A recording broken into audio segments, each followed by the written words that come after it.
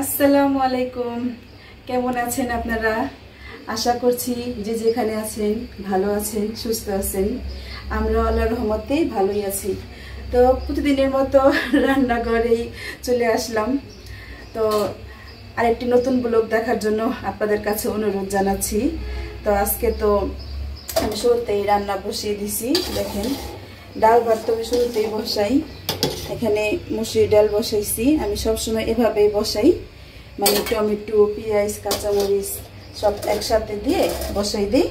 তারপর যখন সব একসাথে গলে যায় তখন ঘুটে বাগার দিই। আর এখানে দেখেন, আমি এই ডালের হওয়ার আগে এই ডালটা এখানে আমি হালকা একটা সেদ্ধ করে রাখছি। অত ভালো করে সেদ্ধ করি নেই। এটা হলো বুটের ডাল। এই তো আজকে আমি বুটের ডাল দিয়ে কি রান্না করব দেখাচ্ছি আপনাদের। এই যে আমি এখানে গরু মাংস ভিজাই রাখছি। তো এই গরু মাংস দিয়ে রান্না করব আজকে বুটের ডাল। অনেক দিন ধরেই ভাবতেছি গরুর মাংস দিয়ে একটু বুটের ডাল রান্না করি, কারণ আলু দিয়ে ঝোল খাই বা পেঁপে দিয়ে খাইছি বা এমনি ভুনা খাইছি। অনেক দিন ধরেই এই রান্নাটা করা হচ্ছে না। ও ভাত হয়ে গেছে, মানে মোটামুটি সবই রান্না শেষ পর্যায়ে। এখন গরুর মাংসটা রান্না করব। শেষ পর্যায়ে বলতে আসলে ভুলই, মানে কি বলে, এখন ওটা ভাজি করা বাকি। ভাজি করবো নাকি বুঝতেছি না। তো রান্নাঘরটা আগে আসলাম, দেখি কিভাবে কি রান্না করি। তো আমার চ্যানেলটা এখনো যারা সাবস্ক্রাইব করেন নাই, সাবস্ক্রাইব করে দিবেন। আর রান্নাঘরে আসলে দেখেন কথাই বলতে পারি না, মাছির জ্বালায় মানে ফ্যান অফ থাকে, মানে সব জায়গায় মাছি দিয়ে ভরা। রাতে থাকে মশা, দিনের বেলায় থাকে মাছি। তো ঠিক আছে, আমি এখন আগে এই মাংসগুলো কাটবো। কাটার পর ধুয়ে তারপর আমি এটা বসাবো। তো আমি ধুইতে থাকি, কারণ এগুলো তো ধুইতে কাটতে অনেক সময় লাগবে। আমার তো এখান থেকে মাংস কাটা ধোয়া সব ক্লিয়ার, আর আমি সব রেডি করছি। আর গরুর মাংসটা আজকে আমি হাতে মেখে বসাবো। এমনিও বসাই, আবার মশলা কষিও বসাই। তো আজকে মানে হাতে মেখে সব মশলা একসাথে দিয়ে তারপরে বসাবো। আর জানেন আপনারা কি কি লাগে, তারপর আমি একটু দেখাচ্ছি। পেঁয়াজ কুচি নিছি, আদা রসুন বাটা আছে, হলুদের গুঁড়া, মরিচের গুঁড়া আছে, লবণ। ঠিক আছে। তো এই যে আমি মশলা বাটলাম কালকে, তো এটা তো সেই মশলা, আর বলবো না, মানে আমি অনেকবার বলছি এখানে কি কি আছে আপনারা এখন সবাই জানেন। তো দিলাম এই মশলা। তো আমি এখানে এই যে টমেটো আর কাঁচামরিচ, এটা আমি দিয়ে দিব একসাথে। আজকে আর টমেটো সস ব্যবহার করব না, মানে টমেটো ব্যবহার করব। তো এখন দিয়ে দিব গরুর মাংস, তারপর দিব তেল। মানে এটা এই রান্নাটায় আমি কোনো টক দই ব্যবহার করব না, তারপরে টমেটোর সস ব্যবহার করব না, মানে যা থাকে আর কি ঘরে সব সময় সেটা দিয়েই। তারপরে আমি যদি একটা উপকরণ ভুলে যাব কিন্তু পরে দিই। আর এই যে এখানে আছে তেজপাতা নিছি, তারপরে দেখেন একটা বড় কালা এলাচ এটাকে বলে, আর সাদা এলাচও কিন্তু নিছি, তারপর লং নিছি, দারচিনি, এলাচি, তেজপাতা, লং, এটি সবই নিছি আর কি। তো এখন আমি ভালো করে হাতে মেখে নিই। এই হাতে মাখা গরুর মাংসটা কিন্তু অনেক মজা, এটা ভুনা করলেও মজা, মানে এভাবে দিয়ে আপনারা যেটাই রান্না করেন। ভালো করে হাতে মাখে সময় নিয়ে। প্রিয় দর্শক, আমার একদম হাতে মাখা হয়ে গেল। তো আমি এটা রেখে দিই এই 10 থেকে 20 মিনিটের মতো, মানে এই যে ডালটা আমার হয়ে যাবে, তারপর এটা বসাবো আর কি। এজন্যই মানে এইভাবে আপনারা মেখে রাখতেও পারেন আধা ঘন্টা 1 ঘন্টার মতো, বা না রাখলেও চলে। তো আমার এখন তো চুলাটা খালি নেই, এটার ভিতরে বসাবো, তাই ডালটা আগে ইয়ে করে নিই। ডালটা আমি ধুতে দিই।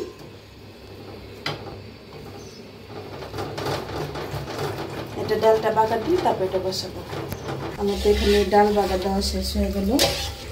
সবসময় আমরা বেশিরভাগ মসুর ডালটা পাতলাই খাই, আর মাঝে মধ্যে ঘন করি আর কি। আর এখানে যেহেতু আমি মাংস আরও আগে বসাই দিছি। এটা কিন্তু ভিডিও করা পাইনি আর কি, ভাজি কাটতেছিলাম তাই। তো এই দেখেন মাংসটা তৈরি হয়েছে। তো মাংসটা যখন ভালো করে কষিয়ে দেবো তারপরে এই যে বুটের ডাল দিয়ে দিব। আর এই দেখেন আমি এতক্ষণ ভাজি কাটছি, কি ভাজি কাটছি এই দেখেন। এখানে ভাজি আছে, বেগুন নিছি, ফুলকপি নিছি আর এই যে আলু নিছি। এই ভাজিটা কাটা হয়েছে, এখন ভালো করে ধুয়ে তারপরে এটা ভাজি বসাই দিই। তো এই চুলায় ভাজিটা রান্না করতেছি। তো আমি আগে এখানে পেঁয়াজটা ভালো করে বাদামি কালার করে নিলাম, এই যে ভাজি রান্না করব।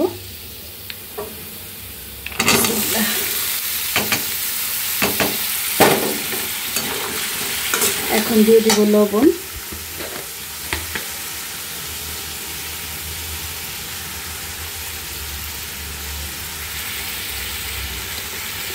আর এই যে কাঁচামরিচ কুচি।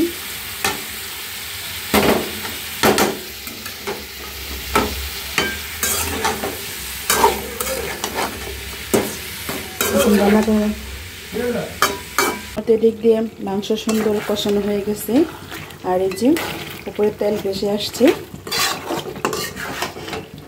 তো আমি এখন এই বুটের ডাল দিয়ে আবার একটু কষিয়ে নিব।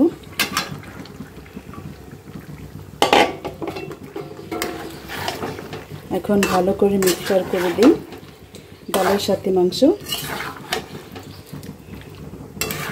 এটা একটু কষিয়ে নিব, তারপরে ঝোলের জন্য পানি দিব, তাহলে রান্না শেষ।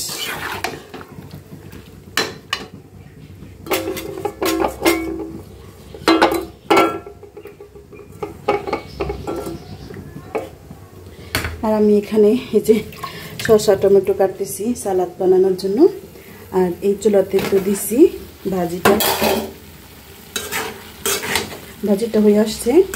ধনে পাতা দিব, তারপরে ধনে পাতা একটু পরে দিই, এখন দিব না, হওয়ার আগ মুহূর্তে দিব। আমি তো এখানে ঝোলের জন্য পানি দিয়ে দিছিলাম। এই তো রান্না শেষ, ডাল গলে গেছে, মাংস সিদ্ধ হয়ে গেছে। এখন আমি চুলা নিভিয়ে দিব। আর এই যেটা ভাজিটাও রান্না হয়ে গেছে।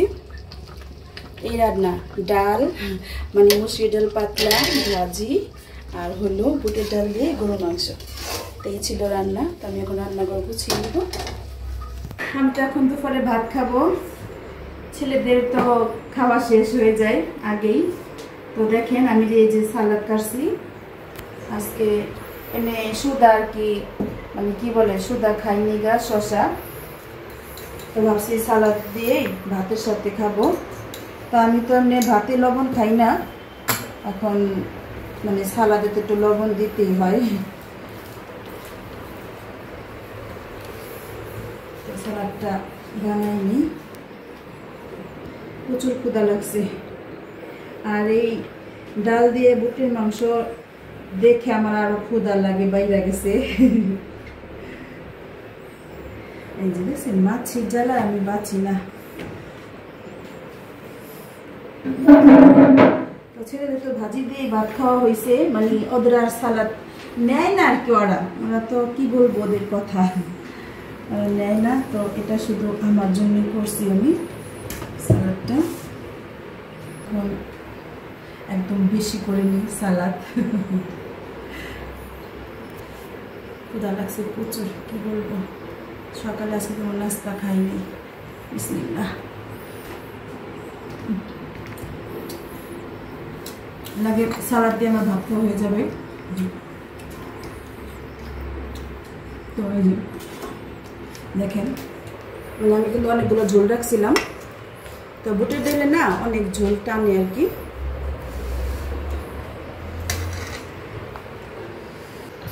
মাংসটা কতটা নরম হয়েছে দেখেন, ধরার সাথে সাথেই খুলে যাচ্ছে।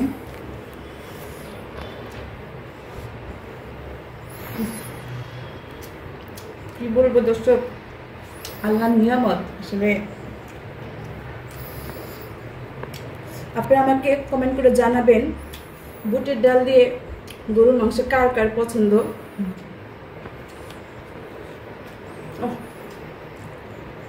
প্রতিটা লোকমায় লোকমায় মানে আর ডালটাও সুন্দর সেদ্ধ সুন্দরভাবে। আমি ডালটা আধা ঘন্টার মতো ভিজায় রাখছিলাম নর্মাল পানি দিয়ে, তারপর তো সেদ্ধ করে নিছি।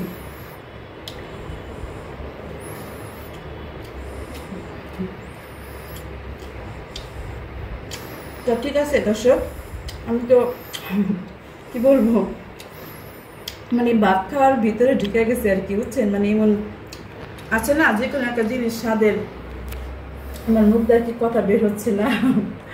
আচ্ছা যাই হোক, আমার তো ভাত খেতে সময় লাগবে। তো ঠিক আছে, আমি এখন খাদিজামা ভাতটা খাই। আমি আসলে দুপুরবেলায় না একটু মজা করে ভাতটা খাই, আর রাত্রে তো আমি বলবো না যে ভাত খাই না, খাই, কিন্তু অল্প স্বল্প খাই, আবার মাঝে মধ্যে রুটিও খাই আর কি। রুটি না থাকলে মুড়ি খাই। তো এই আর কি আজকে দুপুরে রান্না ছিল আর আজকের ভিডিও ছিল। তো আমি এখন ভাত খেতে খেতে বিদায় নিব। আর আপনারা জানাবেন আমার ভিডিও কেমন লাগে আপনাদের কাছে। সবাই ভালো থাকবেন, সুস্থ থাকবেন, অবশ্যই হামিদা চৌধুরী ব্লগে থাকবেন। আল্লাহ হাফেজ।